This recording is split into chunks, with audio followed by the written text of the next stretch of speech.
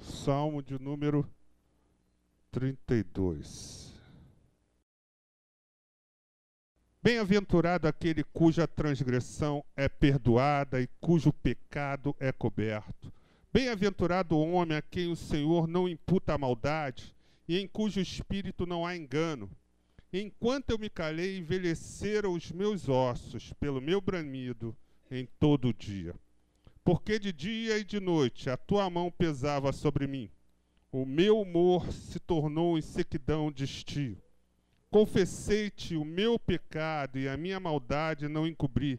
Dizia eu, confessarei ao Senhor as minhas transgressões, e tu perdoaste a maldade do meu pecado. Pelo que todo aquele que é santo orará a ti, há tempo de poder achar. Até no transbordar de muitas águas, estas a ele não chegarão. Tu és o lugar em que me escondo. Tu me preservas da angústia, tu me cinges de alegres cânticos de livramento. Instruir-te-ei e ensinar-te-ei o caminho que deves seguir. Guiar-te-ei com os meus olhos. Não sejais como o cavalo, nem como a mula, que não tem entendimento, cuja boca precisa de cabresto e freio, para que se não atirem a ti. O ímpio tem muitas dores, mas aquele que confia no Senhor, a misericórdia o cercará. Alegrai-vos no Senhor e regozijai-vos, vós, os justos, e cantai alegremente todos vós que sois retos de coração. Eu queria que você se atentasse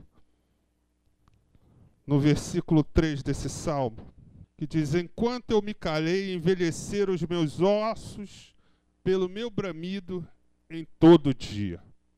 Vendo essa passagem, eu reportei, no momento e pedi assim: Senhor, eu queria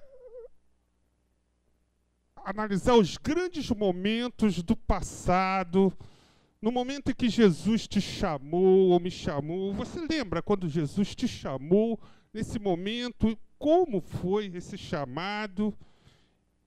E como você se encontra hoje em relação a esse chamado?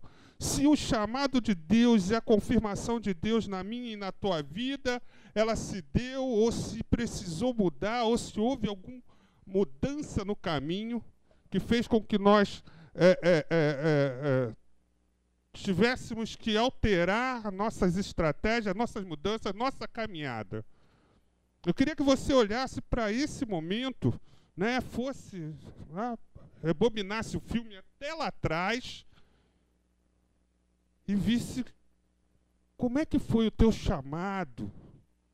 Deus te chamou, e o para que Deus te chamou, e o porquê, e qual o propósito de Deus na minha e na tua vida. Por que nós tivemos isso? O salmista ele falou aqui que enquanto ele estava calado, envelheceram os ossos dele pelo bramido todo dia. Ossos velhos, fracos. Eu me lembro que quando a gente é mais novo, a gente... nossos pais nos entupiam de calcigenol, aquela coisa, para fortalecer os ossos, porque futuramente a gente acarretaria problemas, e a gente sabe o que acontece aí, principalmente as mulheres sentem muito isso, O problema de osteoporose é uma coisa séria, enfraquecimento dos ossos, tudo por falta de cálcio. Então, nossos pais sempre nos incentivavam a estar tomando esse suplemento alimentar, esse fortificante. E o que o salmista ele nos traz nessa situação? Ele fala o seguinte, que ele, em determinado momento da vida dele, em que ele parou, ele deu uma parada, ele não estava mais dando continuidade àquilo que Deus tinha falado para ele, ou ordenado a ele, que ele pudesse colocar. Sou sincero para você, amado, sem ossos nossa carne estaria igual uma geleia, não é verdade? Nossos ossos é o que sustenta a tua carne. E se não fosse isso, estaríamos esparramados no chão. Né? Então, os ossos para Deus é algo fundamental. Os ossos para Deus cita a todo momento na palavra dele a postura dos ossos, a posição em relação aos ossos, né? Por causa disso, ossos fortalecidos. O próprio Eliseu, né? Após a sua morte, o profeta Eliseu, ele tinha operado até então 23 milagres e faltava um para ser o dobro. Porque quando Elias partiu, Elias chegou para Eliseu e perguntou: o que tu queres que eu faça? E Eliseu: olha, eu quero porção dobrada de tudo que você... Porção dobrada do seu espírito. Caramba, eu fiquei perguntando: meu Deus, essa porção dobrada. Aí eu fui contar os milagres de Eliseu, de Elias, e Elias tinha operado exatamente na Bíblia 12 milagres.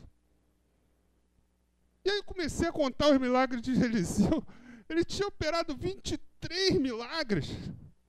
Meu Deus, faltava um. E o homem, depois de morto, operou milagre através dos seus ossos. É muita unção de Deus, né? Um cara que estava morto, olha, era um soldado de guerra, estava morto ali, ó, vamos jogar aí nessa cova aí, a cova do profeta de Israel que morreu, jogaram, ó. Daqui a pouco o cara levanta e, rapaz, o cara está vivo. Os ossos de Eliseu ressuscitaram o morto. Olha a importância dos ossos. 24º milagre de Eliseu. Jesus dava tanta importância que o salmista também, no Salmo 34:20, ele fala o seguinte, olha, que nenhum dos ossos do cordeiro se quebrariam. Olha a importância. João também, lá no Evangelho de João também é citado isso em relação ao Salmo 34, porque para confirmar, olha, ele vai ser crucificado sim, mas nenhum osso dele vai se quebrar. Isso é promessa. Vai se manter intactos. Intactos.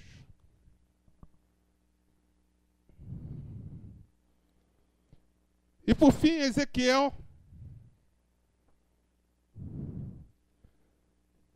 Ezequiel é chamado por um anjo.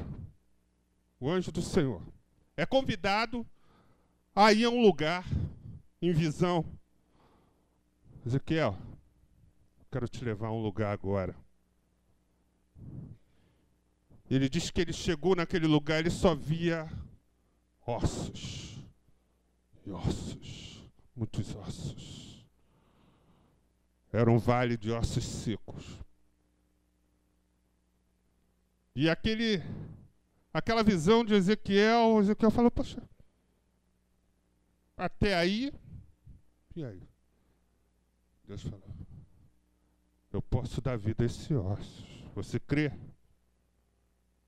Ezequiel, tu sabes, Senhor. Tu sabes.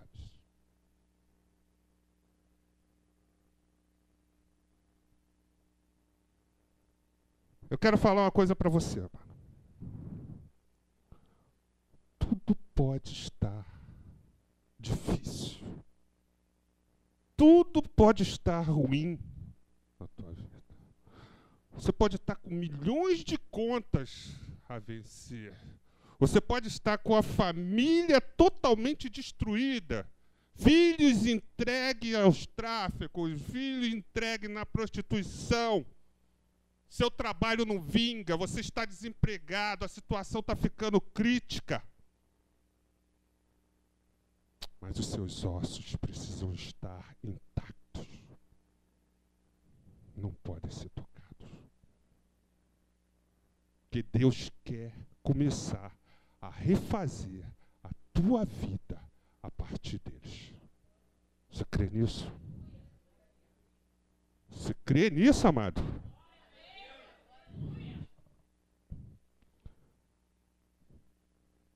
Ossos significam convicção. Ossos significam atitude. Ossos também significam perseverança. Ossos significam resistência. Fé. Luta. Exercício daquilo. Exercício da fé. Enquanto você tiver esperança, nada acabou. Enquanto você tiver atitude e convicção, sempre há esperança. Sempre há. Presta bem atenção. Eu não troco milhões de coisas que possam estar ao meu alcance pela possibilidade de estar ao lado de meu Jesus. Meu Jesus é tudo para mim, Ele é o mais importante. É dele que parte tudo. É dele que me parte a convicção, é dele que me parte a atitude. Você lembra que tinha um homem que falou, fez uma pergunta: qual é a sua maior herança? Qual é a maior herança que o homem tem? Quais os maiores valores que o homem tem? Segundo os especialistas, psicanalistas, o cérebro. Porque dele nós começamos a reconstruir. Porque dele, através do entendimento que ele tem e da possibilidade de eu alcançar, eu posso reconstruir, eu posso alcançar meus objetivos. Porque eu começo do zero. Porque eu tenho como recomeçar. Está me entendendo, mano? O maior patrimônio que você tem hoje é Cristo. Ele que faz o teu recomeço. Ele que permite a tua reação, ele que permite a tua ação. Não tem outro. Sem ele, poxa, Pedro ficou... Pedro é um teimoso, né, Pedro? Pedro conheceu Cristo o quê? Pescando. Ele estava pescando. E Jesus falou assim para ele: olha, joga na direita. Olha só, eu pesquei a noite toda e não consegui pegar nada. Agora vem você dizer que é para me jogar ali? Aí Jesus, pega o barco, lança a rede à direita. A Bíblia diz que, naquele momento, Pedro jogou a rede. A Bíblia diz que a rede se encheu de peixe de tal modo que não tinha como carregar, e outros tiveram que vir para ajudá-lo a carregar, a tirar. Pedro, esse é o cara. Vamos seguir ele. Começou o ministério de Jesus, Pedro atrás de Jesus. Ministério de Jesus, Pedro atrás. Jesus é crucificado. Pedro nega Jesus, mas está ali. Jesus, olha, agora eu apareci de volta, tá vendo? Ó, eu tô vivo, eu ressuscitei, ó, Pedro, tá vendo? Ó, avisa aí pro pessoal. Tá bom. Jesus, ó, agora eu estou partindo. Vou procurar outros que eu tenho que me apresentar para outros que ainda não sabem que eu ressuscitei. Nesse intervalo, Pedro olha para os discípulos, olha para um, olha para outro, e fala assim: poxa, o que a gente vai fazer? Estou meio que ainda sem entender que processo foi esse. Pô, o cara morreu, ressuscitou, eu estou meio assim. E aí, você? Poxa, é melhor esquecer. Vamos esquecer. Vamos esquecer, isso não aconteceu, vamos embora. Na cabeça deles passou isso. Olha, finge que você não viu o que aconteceu, que ninguém viu, vamos embora, vamos tocar nossa vida. Então eu vou pescar. Pedro, eu vou pescar. E o Tiago, eu vou pescar também.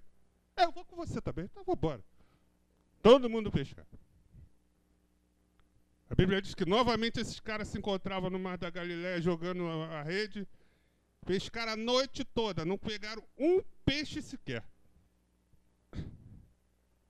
Aí, naquele momento, ele estava meio atribulado, voltando em direção à praia. Aí tinha um homem lá na praia que falou assim: ó, lança à direita. Aí, ok. Quem é aquele cara mandando lança? Peraí, eu conheço essa voz. Né? É do mestre. É o mestre. É ele que mandou lançar. Não, se ele mandou, lança aí. E a Bíblia diz que aqueles caras lançaram. Dessa vez a rede rompeu. Os caras ficaram desesperados que não tinha de onde puxar os peixes. Chegaram com maior dificuldade à praia, arrastando a rede com a maior dificuldade. Quando eles chegaram na praia, quem estava na praia? Jesus.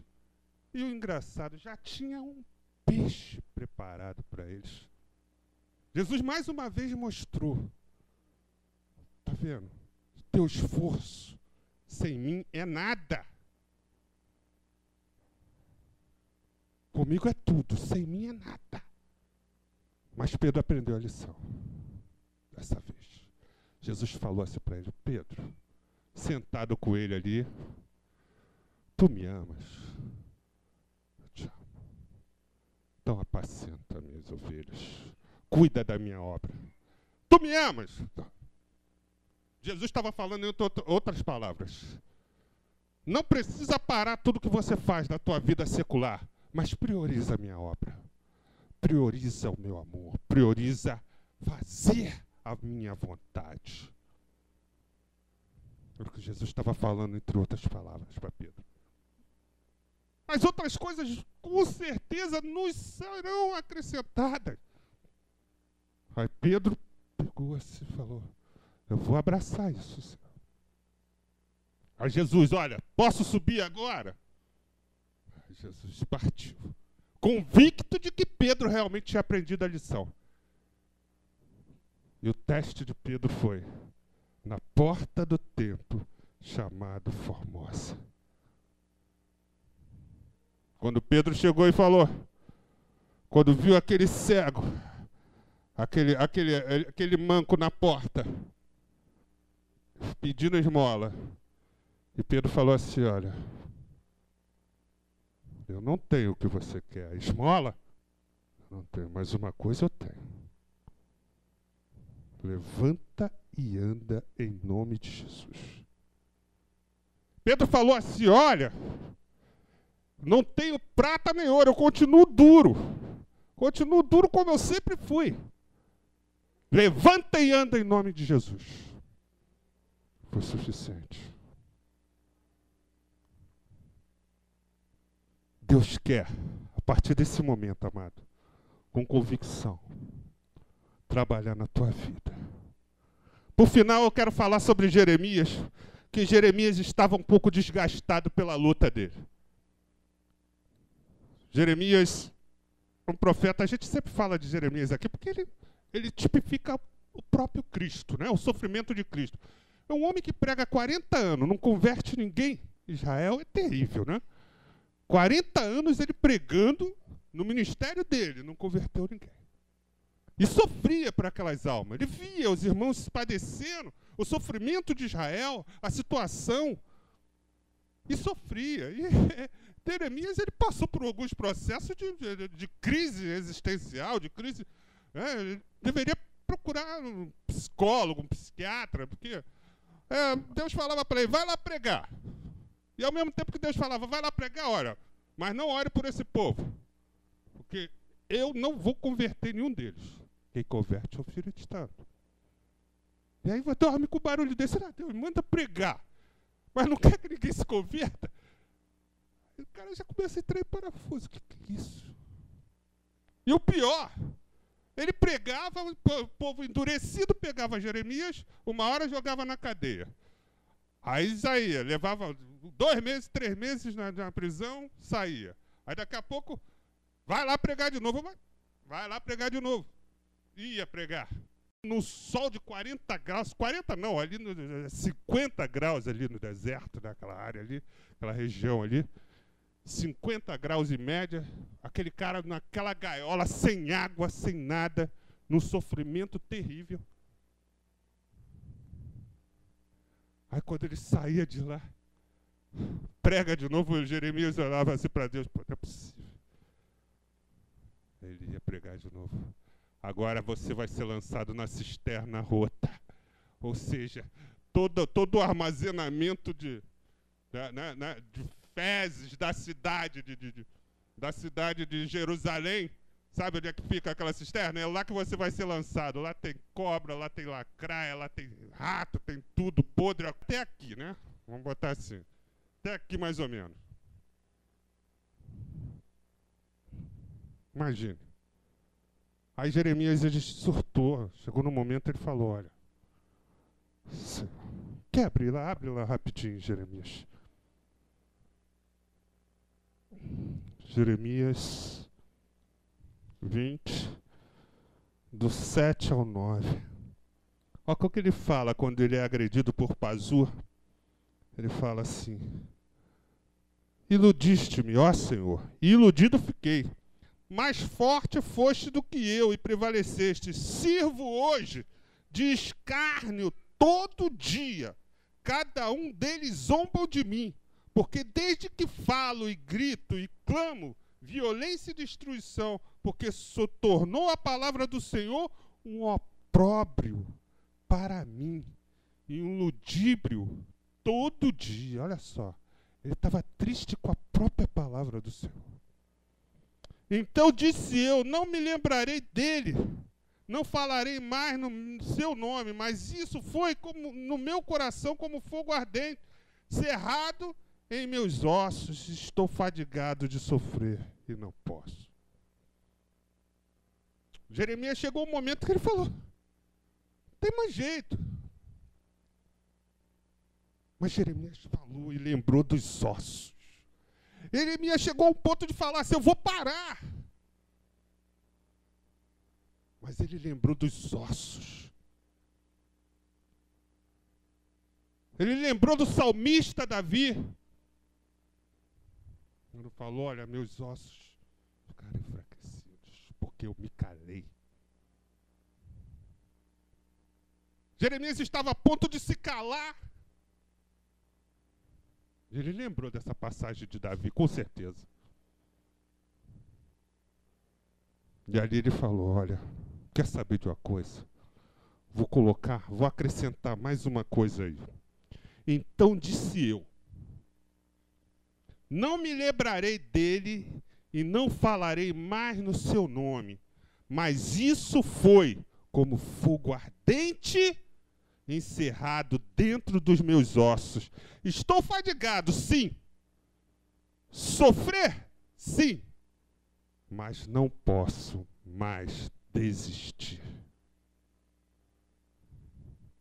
Jeremias falou, não posso mais parar. Não tem mais como eu voltar atrás.